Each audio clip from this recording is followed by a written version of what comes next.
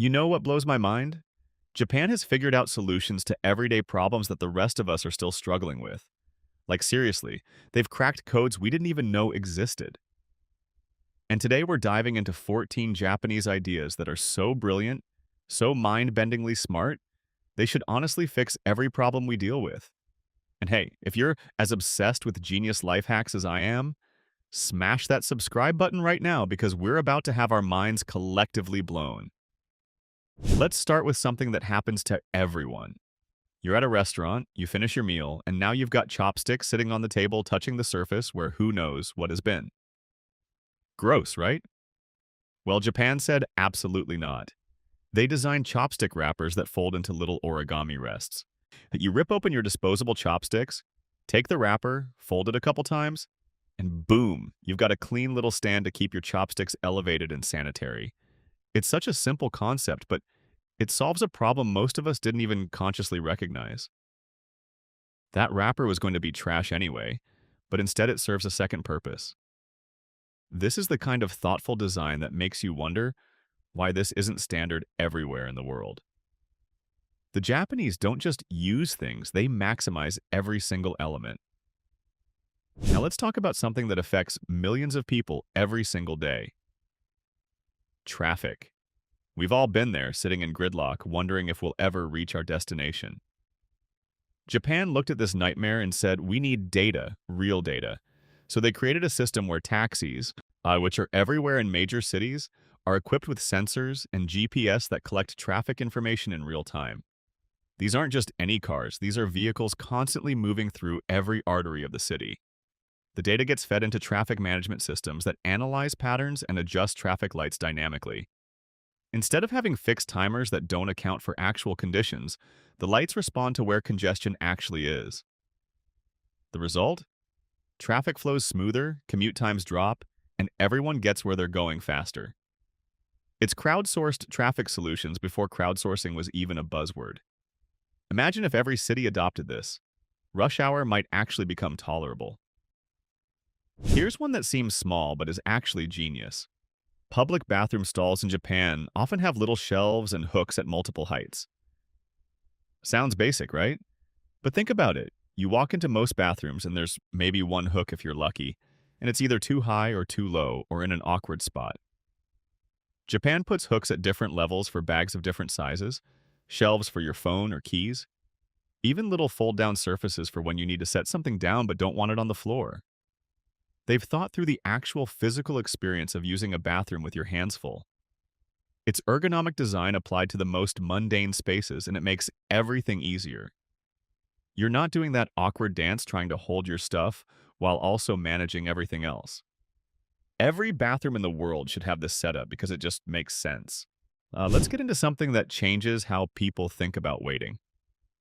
You know how you order food and you're just sitting there wondering when it'll arrive, getting more impatient by the second? Some Japanese restaurants have installed little model kitchens or screens that show you exactly what stage your order is at. You can see that your ramen is currently being assembled or your sushi is being prepared. It's not just a number on a screen, it's a visual progress bar for your meal. And here's the psychological brilliance: when you can see progress, waiting feels shorter. You're engaged, you're informed, and you're not anxious about whether your order was forgotten. This taps into fundamental human psychology about uncertainty and control. We hate not knowing. Give us information and suddenly the wait is bearable. This concept could revolutionize everything from hospitals to government offices to any service industry where waiting is involved. Here's something for all the neat freaks out there. Japanese cars, especially certain models, have built-in umbrella holders in the doors. Not just a spot where you can shove an umbrella, but actual drainage systems built into the door panel. You get into your car with a soaking wet umbrella, pop it into the holder, and the water drains away harmlessly instead of pooling on your floor mat or seat. When you take the umbrella out later, there's a drainage hole at the bottom so nothing stays trapped and gets moldy. It's waterproof, it's self-draining, and it keeps your car interior dry and clean. Such a simple addition, but it prevents so much frustration and mess, especially in rainy climates. The car manufacturers everywhere should be installing these as standard features because nobody likes a soggy car floor. Now this one is wild. Japan has parking garages that are fully automated.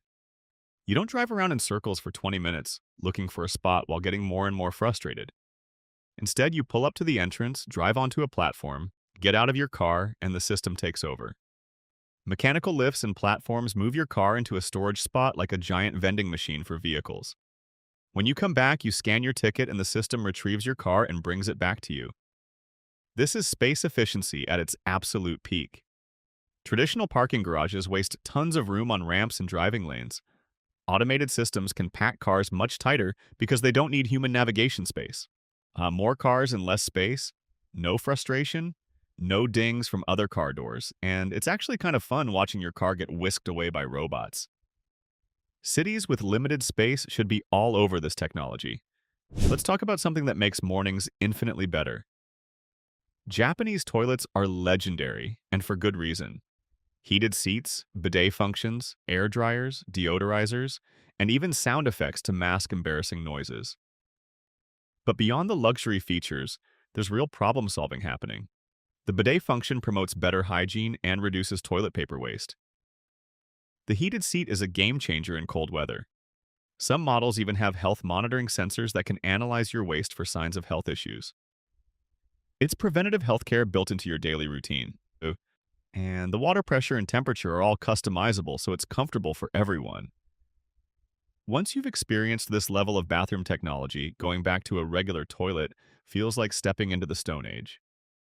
This should be the global standard for bathrooms because it's cleaner, more comfortable, and better for the environment. Here's one for anyone who's ever struggled with grocery bags.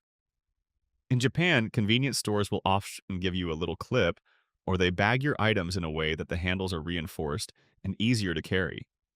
But even better, many stores have designed bags with handles that distribute weight more evenly across your hands so they don't dig into your fingers. They've studied the ergonomics of carrying and made adjustments that seem tiny, but make a huge difference when you're walking several blocks. Some bags even have a flat bottom that makes them stand upright on their own, so when you set them down, they don't tip over and spill everything. It's all about reducing friction in daily life. These small design choices add up to big improvements in comfort and convenience. Now let's get into urban planning. Japanese cities have an incredible number of vending machines, and I mean an incredible number. You can find them every few blocks selling everything from drinks to hot meals to umbrellas. But here's the genius part. They serve as ambient lighting at night, making streets safer and more visible. They provide services 24 hours without needing staff, which is efficient and convenient. And they're earthquake resistant, with some models even providing free drinks during emergencies. They're not just commercial tools, they're part of the infrastructure. They reduce the need for small stores to stay open all night, they cut down on energy by being more efficient than a whole lit storefront, and they offer reliability that's hard to match. Every city could benefit from this model of distributed, automated service points. Here's something that shows next-level respect for customers. In Japan, many stores will wrap your purchase with incredible care, even if it's something small and inexpensive. The wrapping isn't just functional, it's beautiful. They use quality paper, precise folds, elegant tape placement, and sometimes decorative elements. This isn't just about aesthetics, it's about showing respect for the item and the customer. It transforms a simple transaction into an experience. You feel valued, the product feels special, and if it's a gift, you don't even need to rewrap it because it already looks perfect. This culture of care and presentation could teach the whole world about customer service and the value of making people feel appreciated. Imagine if every purchase, no matter how small, came with that level of attention. Let's talk about earthquake preparedness because Japan has this down to a science.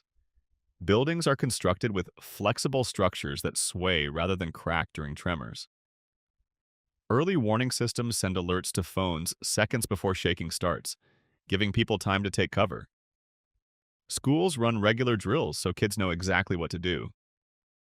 Emergency kits are standard in homes and offices. And public infrastructure like trains and elevators automatically respond to seismic sensors, stopping safely and preventing accidents. This isn't paranoia. It's smart planning based on real risk. They've taken a terrifying natural disaster and created systems to minimize harm. Every region with earthquake risk should be studying and implementing these strategies because preparedness saves lives. Here's one that makes shared spaces way more pleasant. Many Japanese trains in public areas have designated quiet cars or zones. These are places where talking on phones, loud conversations, and unnecessary noise are discouraged. People can read, rest, or work in peace. There's a cultural understanding that public space is shared space and everyone has a right to comfort. Enforcement is mostly social rather than official. People just respect the rules because they see the value. This creates an environment where commuting isn't a daily stress fest. You can actually relax or be productive. Cities everywhere struggle with noise pollution and public courtesy. Designated quiet zones could be a simple, low-cost way to improve quality of life for millions of commuters. Now, let's talk about something that changes how you think about food. Japanese convenience stores, despite the name, sell incredibly high-quality fresh food. We're talking restaurant-level rice balls, bento boxes, sandwiches, and even full meals that are prepared daily and taste amazing. They've figured out logistics and supply chains so well that fresh food can be delivered multiple times a day to thousands of locations. The packaging is designed to keep food fresh and at the right temperature. And because of the volume and efficiency, prices stay reasonable. This means people have access to affordable, healthy, tasty food almost anywhere, anytime. And it reduces reliance on fast food and supports better nutrition. If other countries could replicate this model, it would improve public health and convenience in enormous ways. Here's the last one, and it's all about respect and efficiency in communication. In Japan, business cards are exchanged with both hands and treated with respect. You don't just shove them in your pocket. You read them, acknowledge the person, and store them carefully. This ritual seems formal, but it actually makes networking more meaningful. You remember people better when you engage with their card. The information is clearer because you've actually looked at it, and it sets a tone of mutual respect that makes business relationships stronger. In our digital age where we just bump phones or send LinkedIn requests, there's something powerful about a physical but respectful exchange. It slows things down in a good way and makes connections more intentional. Bringing back this level of mindfulness to professional interactions could improve how we build and maintain networks. So there you have it. 14 Japanese ideas that are so smart, so thoughtful, they really should be fixing problems everywhere.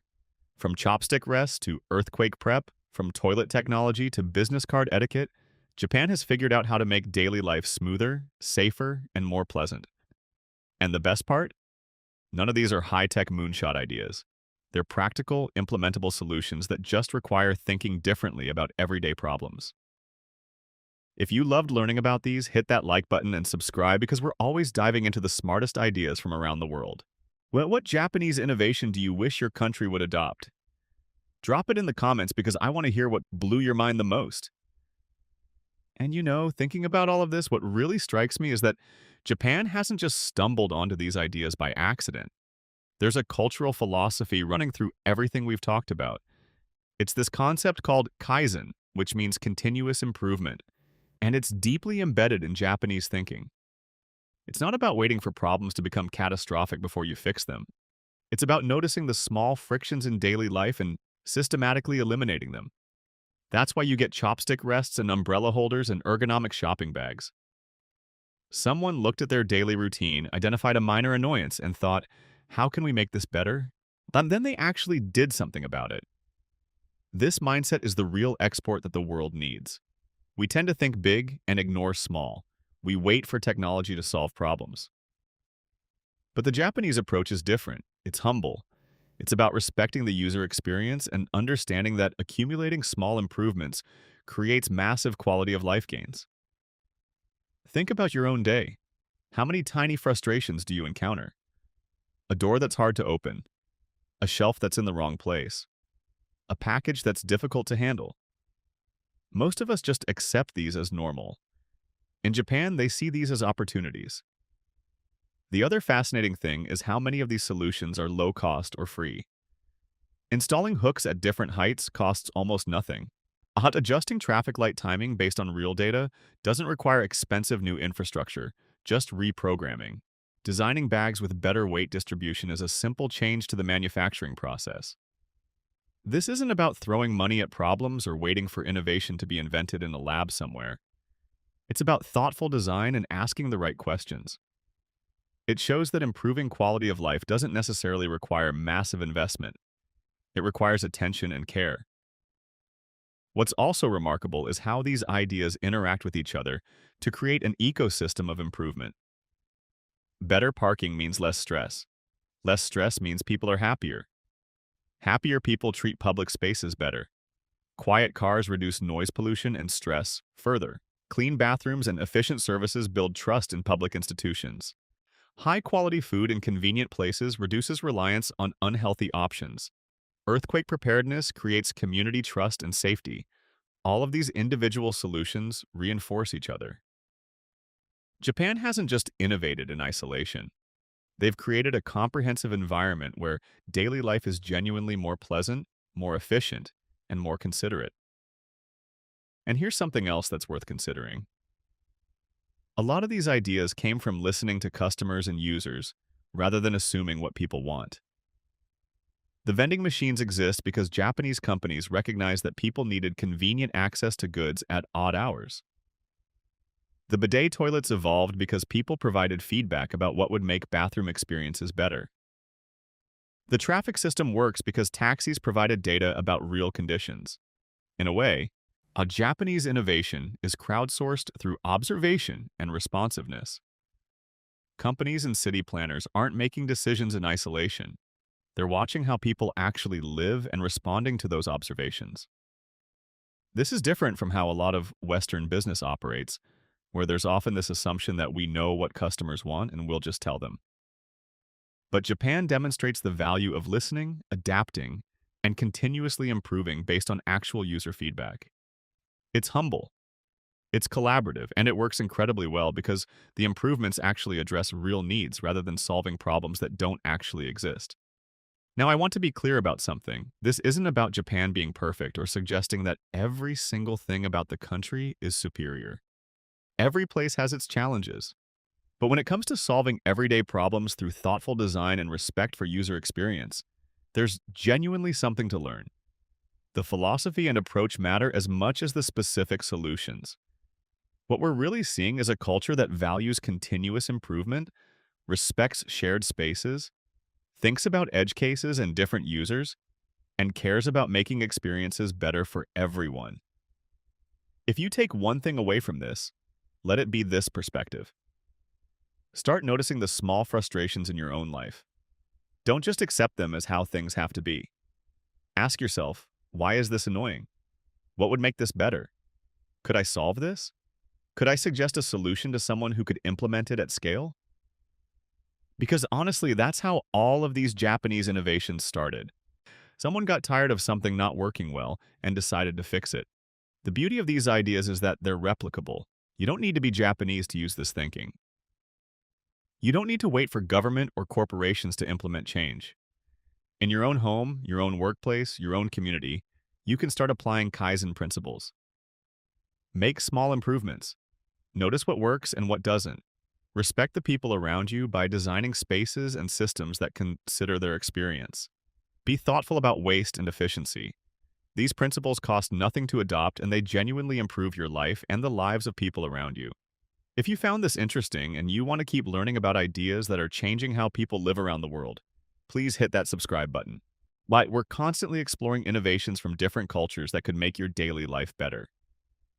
Plus, when you subscribe, you get notified about new videos so you never miss our deep dives into the smartest thinking happening globally. Leave a comment and tell us which of these Japanese innovations you'd most like to see in your country. Seriously, I read every comment and I want to know which one blew your mind the hardest. Is it the parking robots? The smart toilets? The quiet cars? The earthquake systems? Let me know, because the best ideas come from our community thinking about this stuff together. Thanks so much for watching, and I'll see you in the next one.